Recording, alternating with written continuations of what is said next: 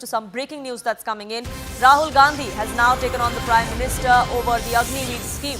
Rahul Gandhi going on to say that Prime Minister Modi has made two types of Jawans. One is a son of the poor, Dalit and minorities, and the other is from a rich family.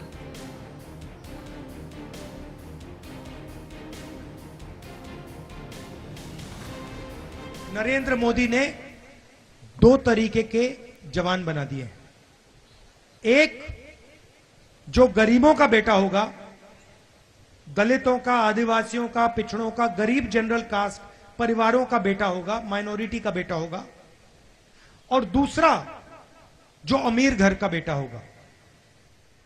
जो गरीब घर का बेटा है उसे उन्होंने एक नया नाम दिया है, अग्निवीर। और उससे ये कह रहे हैं कि देखो, अगर तुम शहीद होगे तो तुम्हें शहीद का दर्जा नहीं मिलने वाला है। क्यों? क्योंकि तुम अग्निवीर हो और तुम्हारा परिवार गरीब है। तुम्हें पेंशन भी नहीं मिलेगी, तुम्हें कैंटीन की सुविधा भी नहीं मिलेगी।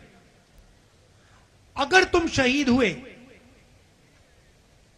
तुम्हारी परिवार की, हिंदुस्तान की सरकार तुम्हारे परिवार की रक्षा नहीं करेगी। मगर अगर आप अग्निवीर नहीं हो, अगर आप सीनियर अफसर हो,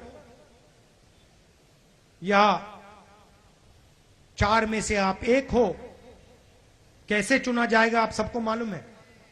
मालूम है ना कैसे चुना जाएगा?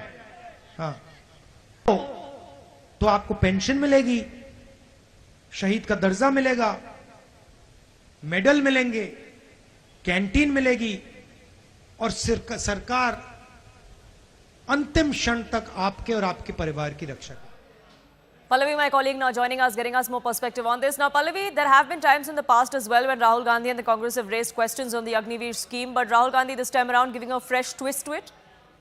Yes, absolutely. In fact, if you go through the Congress Nyay Patra or manifesto, Poonam, it very categorically talks about the fact that when they come to power, and if they do come to power, then Agniveer scheme is the first time which is going to be scrapped, because Agniveer scheme means nothing. It does not give you a job guarantee. It will not give you all the perks which are associated with anyone who joins armed forces.